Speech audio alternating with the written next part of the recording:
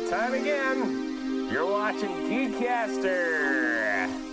We're back. We're back. Yeah. I'm Phil Geeks. Yeah, that's Phil Geeks. And that's Dayveonne Bussy, the one and the only. Yep. And yeah, you're watching GeekCast, everything sci-fi, fantasy, geek culture. That's right. We cover also technology. That's part of it. Stuff like that. And some pop culture commentary. So, yeah. So, Dayveonne, there are a lot of movies. A lot of things coming out. Yeah. A lot of remakes. Also, there are a lot of, like, sequels. I think they're running out of ideas. The old joke. But it's so true. But it's sad. Yeah. It's really sad because you have a lot of creative ideas, you have a lot of creative people, but it seems as though they're just trying to ride on the coattails of the past, besides worrying about the future. So yeah. Well, I mean, the thing is, like, so for instance, I'm a huge fan of Eddie Murphy, and yeah. I think Coming to America was one of my favorite films. I mean, there were so many wonderful moments and quotes in that, and so much talent. But of course, when they decided to do Coming to America 2, right? Oh my yeah. God. Oh my God. And then Candy Cane Lane, huge fan. That wasn't bad. I have to really give that one props. That was really good. That's interesting. It was a comedy, and I didn't find it funny at all. At all. It wasn't supposed to be taken. I think the reason why, because we so used to Eddie Murphy in the 80s, and now Eddie Murphy's now watered down to the point where it's like, Eddie, we waiting for... But it's not even Eddie. I mean, like, the script, it just wasn't funny. And when they tried to be funny, it was like, okay, I know there's supposed to be a joke there. So I don't know if it was the casting, that they just didn't have funny people, or the writing was, I don't know, it just didn't land for me. It probably was the writing more so the cast, because you had what's her name? Oh God, I forgot her name. It Ross. Probably doesn't really matter. Oh, okay. I mean, she's an amazing actress. I mean, she did what she needed to do. I mean, she's not really, like, so for instance, you have the jokester, the fool, and you have the straight person that keeps everything, kind of holds it together, brings the drama. I mean, they're all great. Not all of them, but Ross, she's amazing. She's like, put her in anything. And Eddie, I like it when he really shows his acting chops. Some people don't, because they expect him to be just throwing one-liners.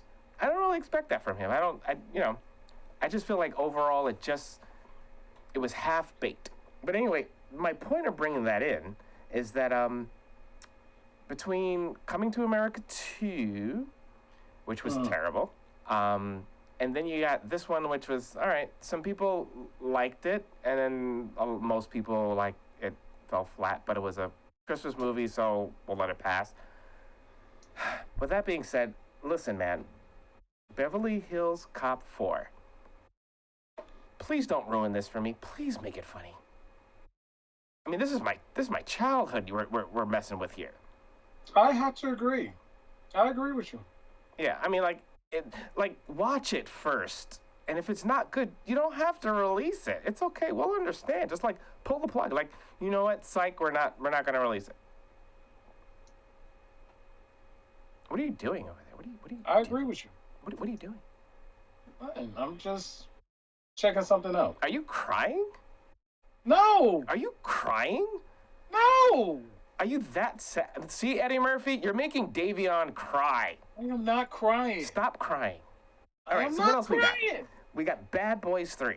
Now, Bad Boys 1 was good. We waited a while, and then we got Bad Boys 2. I think that, obviously, the production value of Bad Boys 2 was ridiculous. You could tell they spent a lot of money. Was it as good as 1? No, but it was a step back, but it still held the weight of, like, the franchise. But can they do it again? I mean, what they're gonna steal someone's daughter now, someone's wife? Like, who's gonna get kidnapped? I mean, what story are we gonna tell here? That's a good question. Oh no. Okay, so I saw the trailer, Okay. and the story is pretty much their boss at the office is caught up in some cartels. Cartel. Yeah, cartel situation, and Yep. he's stuck.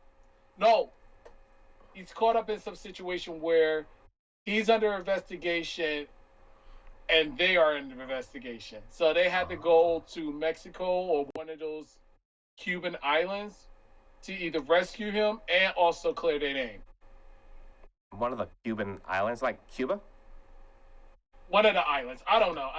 It was They have to go the islands to hang out, like to hide out or something. Yeah, and also clear their name. All right. All right. I mean, sounds like a plot for a TV show, but okay. Okay. So, well, Martin Lawrence is brilliant. I hope he's okay.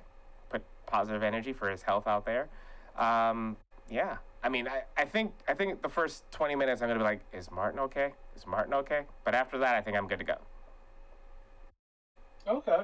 Yeah. I'm one of those people where I'm skeptical about this one. I'm not saying because the way things are done with Will Smith, this could either make or break him. So it's a possibility it may bring Will Smith back, or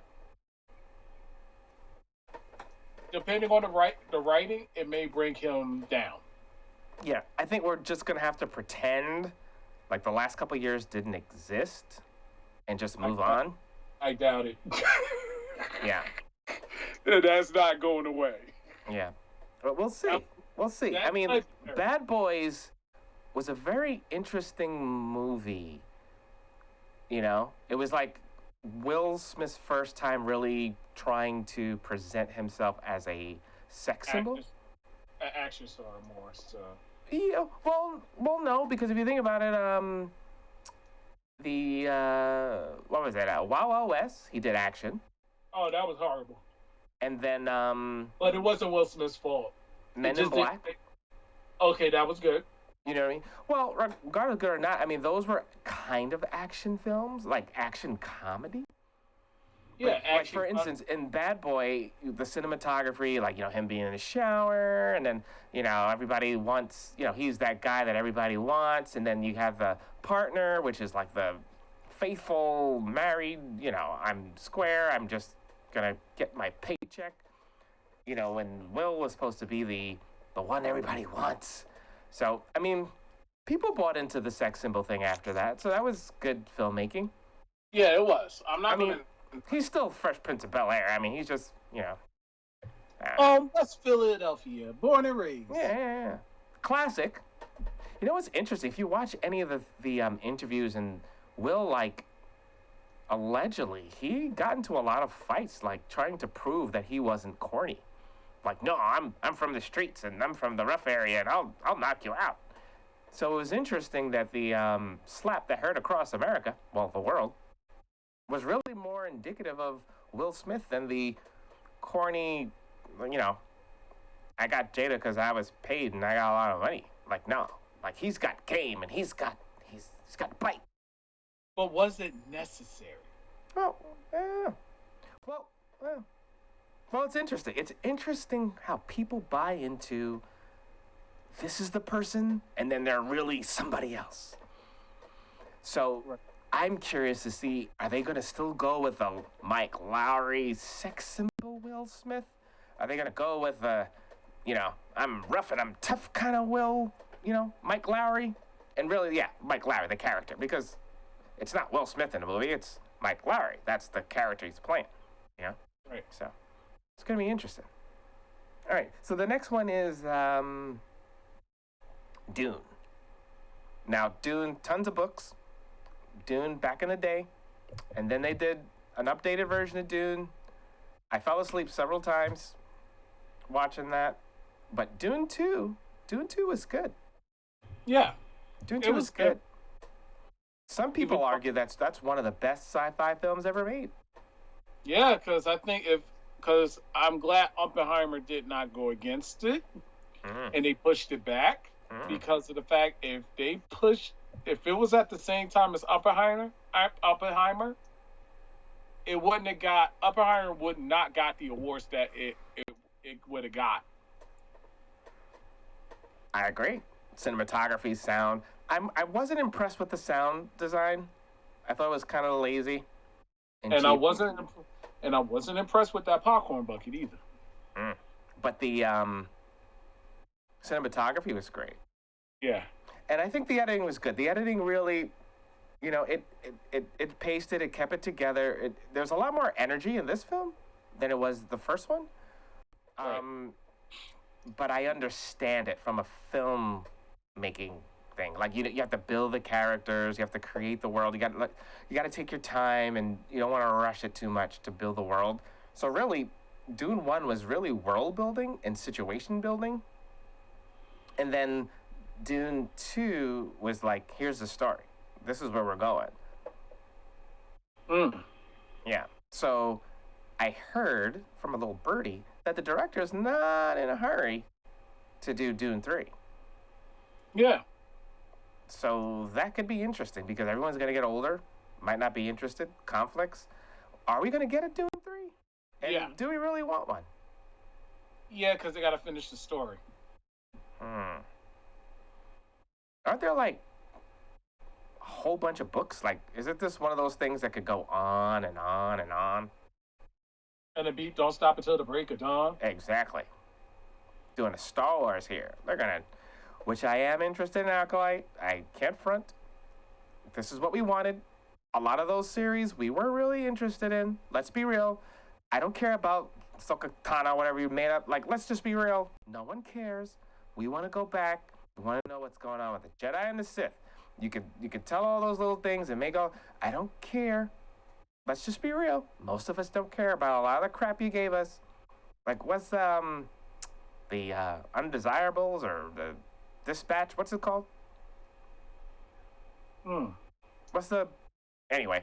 A bunch of the stuff you guys came out, no one cares. But this one, people will care. Now, hopefully, you did a good job. Otherwise, you lost me. You lost a lot of hardcore fans. Right. Yeah. So, I want to like bring some honorable mentions of stuff coming out that no one seems to be talking about, but seems kind of interesting. I did not watch much of it. It ran a little slow. I might give it a chance. So if you don't like it, I understand. But on there's this African series. I think it's South African. Might be Nigerian, but might be South Africa. And it's called In Your Dreams. And it looks interesting. It says it's a comedy and it says it's sci-fi. Started out a little slow, so I don't know. But honorable mention. Check it out. Leave comments. Let us know if you like it, if you don't like it, and all that stuff. All right. Right. So the next thing is Omen. Did you see the Omen? Nope. Now, it was actually kind of good. Nope. Oh, why do you have such a thing against the Omen? Anything that looks like something possessing or whatever like that, I do not watch. Oh, it's not your jam. Correct. Slashers, Wow. yeah. Freddy Krueger, yes. But when it comes to stuff like that, where supernatural and religion comes into play, no. Wow. Gotcha. All right. Well, for anyone that's like things like Omen Begins or I don't know some Omen, but it basically it's the Omen thing. I got a little confused by some of the actions near the end. Mm-hmm. I was like, wait a minute, but it they did create a smooth transition from the old Omen, which I believe is the 70s, late 70s, early 80s. Yeah. Oh yeah, because it's a prequel. Right. So I yeah, if you like Omen, yeah, it serves its purpose. Was it necessary? Did we need it? Did Need a we pre? wake up in the middle of the night saying, "Oh my goodness, I really want See, to know how the Omen started"? no, No. no, no. See, I'm gonna say something like this. A lot of these films are it's way past its prime, Mm. and I feel as though certain times you should not do something like you shouldn't wait like a decade to create a prequel. A prequel should have already been set in your mind, like at least 5 or 10 years. Well, this kind of goes with your rant early this morning. By the way, Dayveonne takes people along his walk to work and talks to y'all. And you were talking about the industry, and I think there's a good tie into that because these prequels are like people that are like, hey, I want to write a film. Let me just extend this world that already exists that someone created. You know, lack of creativity, obviously. Right. You know, let me just, you know, make a prequel. Yeah, let me just make a prequel. Yay! So, but it was done well. I can't say it was done bad. It was done well. If you like that, you know, little bump, and there's a lot more acting and a more emotion and thinking in this. This is not like one of those horror, like, oh my goodness, every 5 minutes you're gonna jump, or it really takes a time to see what is happening here. Yeah, don't get me started about the movie Imaginary. Like, I'm talking to an imaginary friend right now, but he ain't trying to kill me, but... Is it good? It was sad. It was sad. It wasn't done in the expectations of what you saw in the trailers. In other words, and I'm going to spoil it for you, so it's already out. There's only one death in the film. Oh, yeah, I remember you were complaining about that. But isn't that good? Do we really need like 5,000 deaths to make a film? No, it's not 5,000 deaths. Like, it's just the fact that the way they did it was they killed off an unnecessary character. And it was like, if that was the case, why did you bring the character? Why did you create this character if it's going to be a death that we didn't care for this character? Like, we would have felt more emotion if it was like her father that died or he sacrificed himself. So what you're saying is like there was no investment in the character they killed. Yeah. So like, why bother killing them? Why bother killing them? Why bother having them? Well, all right. Well, let me tell you a little guilty pleasure I have. This series called Zorro. And when I first saw it, I was like, oh, why are we going here? You know, like in this day and age, are we really we're just going in the bag of old shows and movies? But they did a really good job, and I like the fact that the costume design, the culture, the environment design, the whole thing with that, architecture, and you can't have something like Zorro and not talk about like racism and like political stuff, because during that time when you have the people that were loyal to Spain, people that were loyal to Mexico, people that were anti-native, the natives that were living there at the time, Native Americans or Native Mexicans. It's I thought they handled it. I wish they could go even harder with that, but they did a pretty good job, and I was surprised. This is obviously not an American production. I think it's a Spaniard production, but it was really good for what it was. And no one's talking about it, so you heard it here first at GeekCaster. But I would say it's worth looking at. Yeah. Okay. Now, is it a straight run? Because you know I gotta drop some tea. I would say episode like near the middle of the first season, near the end, or 1 or 2 episodes was like, all right, now what are we doing?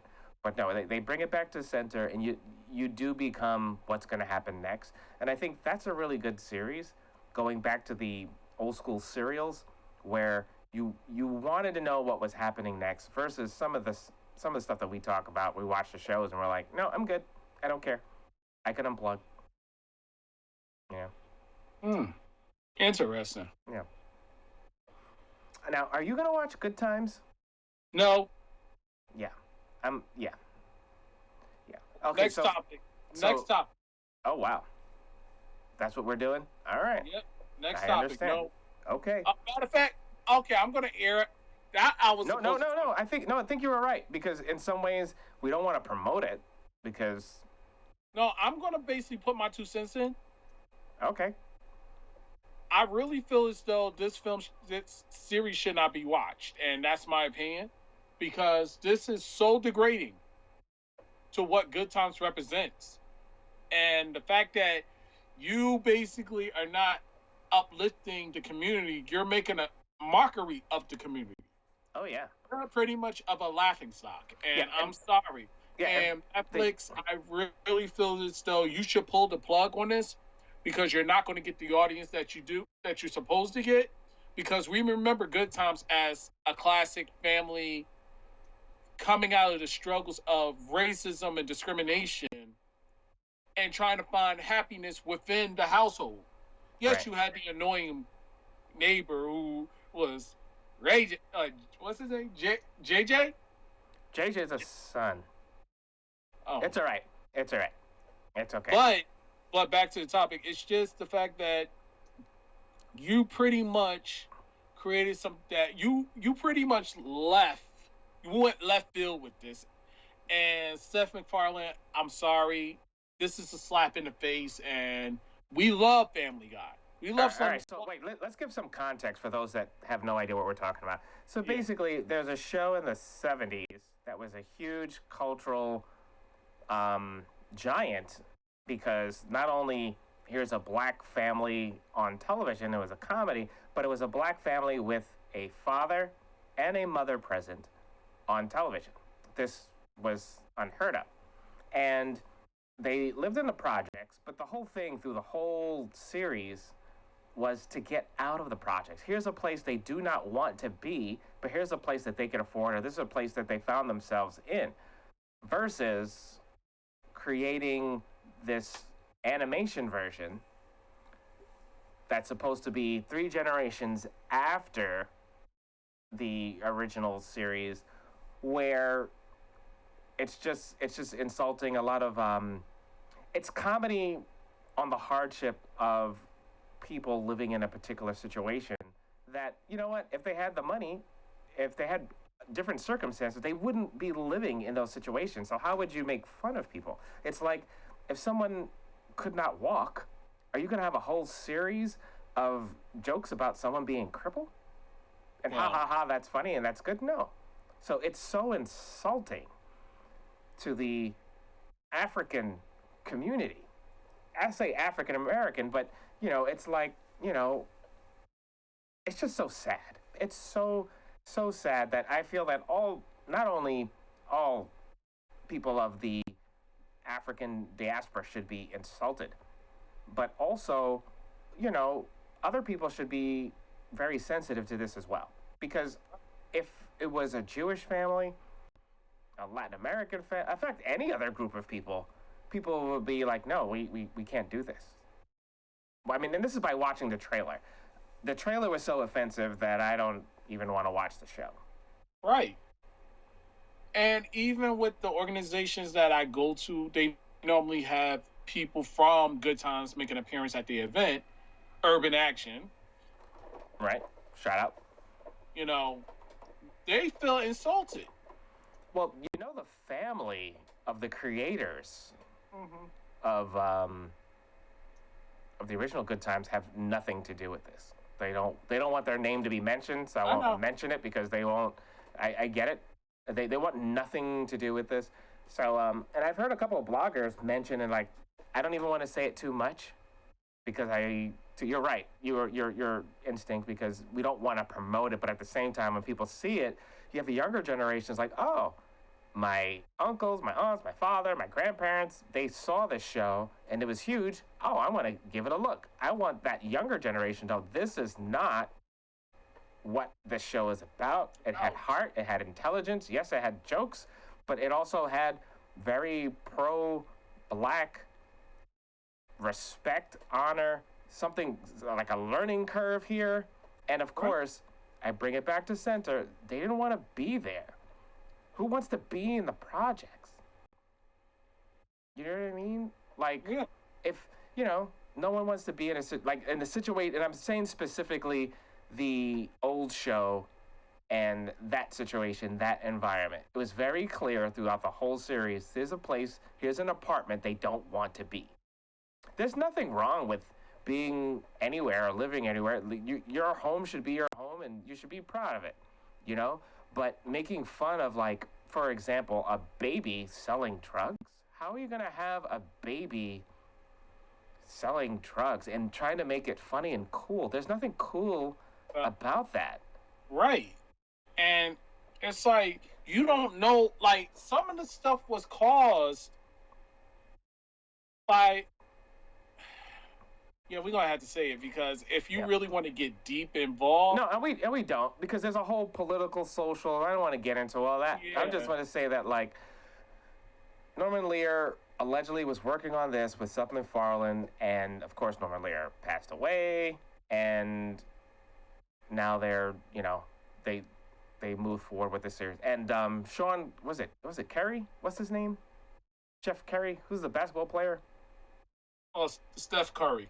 Steph Curry. Steph, you should be ashamed of yourself. I blame you. I don't blame the outsiders, because you are an insider. You're an executive producer, and you should have known better, and you're supposed to be a part of the culture. In fact, you get all these endorsements because of your blackness, or whatever percentage black, whatever it is, your situation. I don't know. But, you get the support because of the culture. You get the deals and opportunities. So once you're in that position, hold on. Once you're in that position, it's your responsibility to protect it and to bring respect to it. And I'm very disappointed in you. And you should be canceled. And I think we throw these NBA players to the highest standards, because they be like sitting there like, oh, I'm for the culture. But then this is why you can't get mad with Shaquille O'Neal. You can't get mad with Michael Jordan. But you can get mad with LeBron, and you can't get mad with Steph Curry. Look at House Party. Well, we're going to a whole other thing there. No. I'm just using that as an example. Had nothing to do with the classic House Party. House Party was pretty much something where we loved, because it was like... We have like 2 minutes left of the show, bro. Okay, it was funny, it was comical, all that other good stuff. Now, we got basketball players trying to dictate, because of their blackness, that, we know the culture. And this is the example that we get for Good Times. Well, I'll say in short, we got 1 minute left, that the audience needs to speak. Speak with your dollars, speak with your eyes and your views and your times. And if you don't know what we're talking about, sure, watch the trailer. I have no problem with that. But once you see the trailer, I really hope and implore all of you to not watch it, so they know not to do this ever again. Hold on. Yeah. Hold on. Can I? Real quick. It's your choice. You want to watch it? Cool. But some of us are not going to watch it because of the way they did it. And there you go. So, and we should do another show about that, because you did bring up some really great things. I think we do need to talk about, does it matter as far as like content quality and responsibility? Everybody wants to just quickly make some money as a producer, throw some money at a project, but are they actually looking at the quality of the project? And I think that's an interesting conversation that we'll have. Thank you very much, everyone that's watching. GeekCaster, we're out of here.